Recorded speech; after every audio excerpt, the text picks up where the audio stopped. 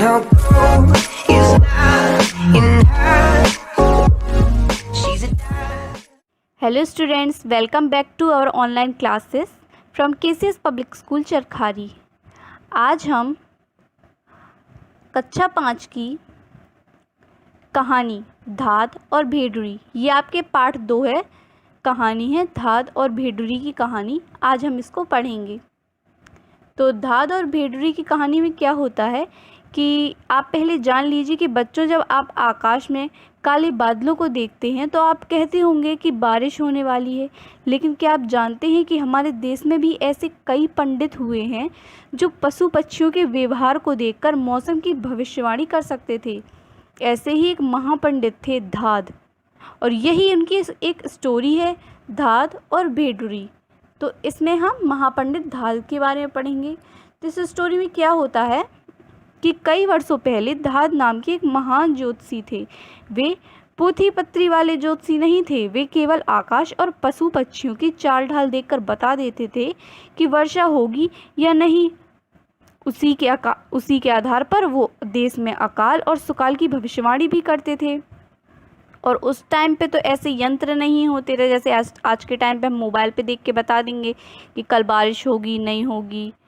तो उस टाइम पे तो ये बता देते थे, मतलब ये बहुत बड़े ज्योतिषी थे। लेकिन वहाँ के जो लोग थे इनकी जन्मभूमि के, वो इनका मान सम्मान बिल्कुल नहीं करते थे। वहाँ उन्हें मान सम्मान नहीं मिला, इसलिए वो दुखी होकर धाद अपनी जन्मभूमि को छोड़कर धारा नगरी चले गए। कहाँ चले गए? धारा नगरी।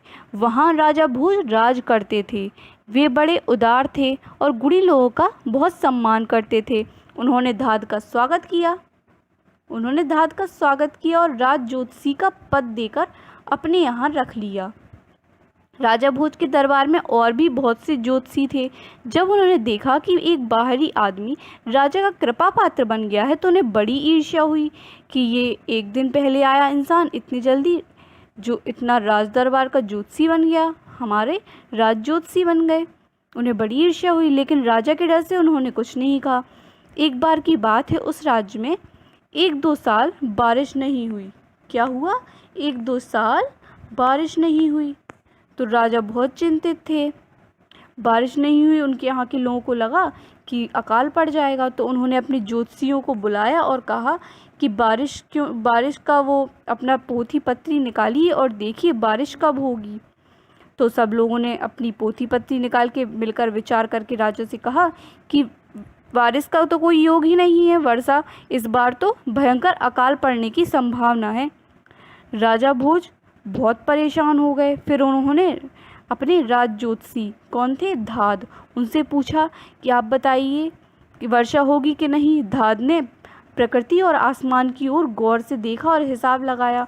उनके अनुसार वर्षा होनी थी। उन्होंने जब चर्चा की तो उनके अनुसार तो वर्षा होनी थी। तो उन्होंने सोचा, इतने बड़े बड़े ज्योतिषी जब एक स्वर में कह रहे हैं वर्षा नहीं होगी, इसलिए अपनी बात एकदम से तो कहनी नहीं चाहिए, एक बार हिसाब ज़रूर लगाना चाहिए। तो जो राज ज्योतिषी थे वो ऐसे ही विचार करके उन्होंने 1 दिन की मोहलत मांगी कि मैं बाहर जाऊंगा और बाहर जाके देखूंगा। ठीक है, तो राज ज्योतिषी फिर अपने हिसाब लगाने के लिए बाहर गए। उन्होंने फिर बाहर जाके पशु पक्षियों की चाल ढाल देखी। बहुत से पशु पक्षी ऐसे थे जिन्हें वर्षा होने के पहले ही आभास हो जाता है। वर्षा होने से पहले उनकी चाल ढाल और बोली में अंतर आ जाता है। यह सोचकर धाद ने राजा भोज से 1 दिन की मोहलत मांगी थी। धाद जंगल में घूमने गए। घूमते घूमते ने एक गधा दिखाई दिया।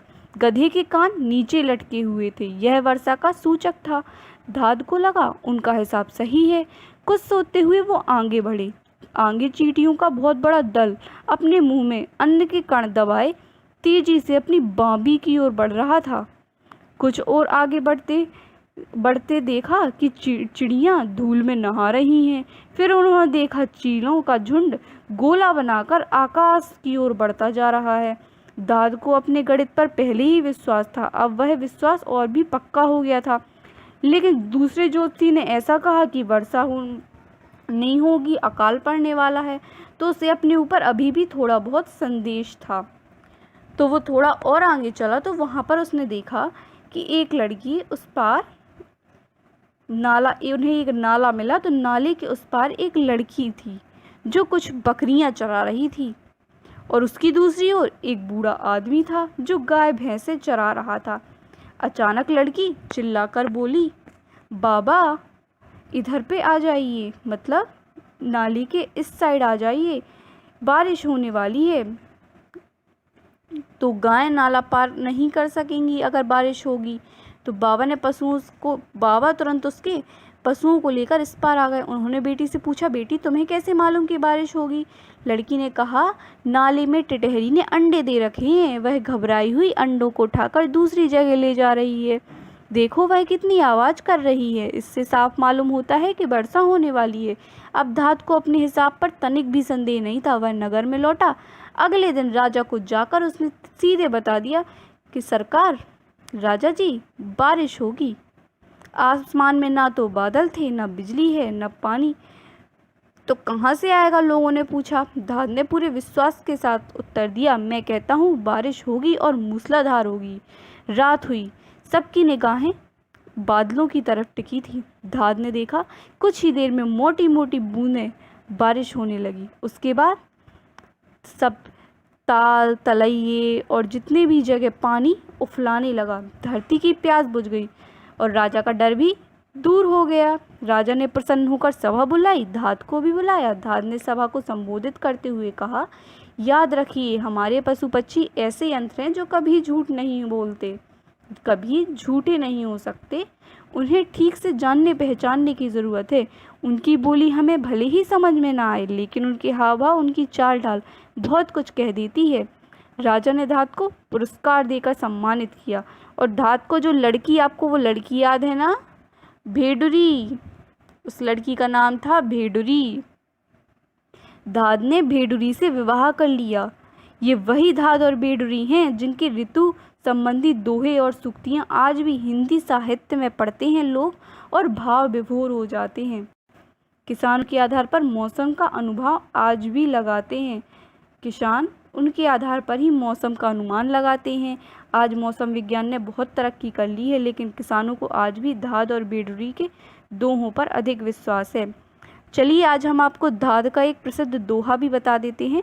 जब बरसेगा उत्तरा, नाज न खाए कुत्रा। इसका अर्थ है, यदि उत्तरा नक्षत्र में वर्षा होगी तो इतना अधिक अन्न होगा कि उसे कुत्ते भी नहीं खा सकेंगे। इसी तरह आपकी ये स्टोरी ख़त्म होती है। अब इसके क्वेश्चन आंसर हम आपको बताएंगे, ठीक है? तो आप अच्छे से, हमें पता है कि आपने अच्छे से स्टोरी समझ ली होगी, तो हम आगे आपको नेक्स्ट वीडियो में बताएंगे। Thank you.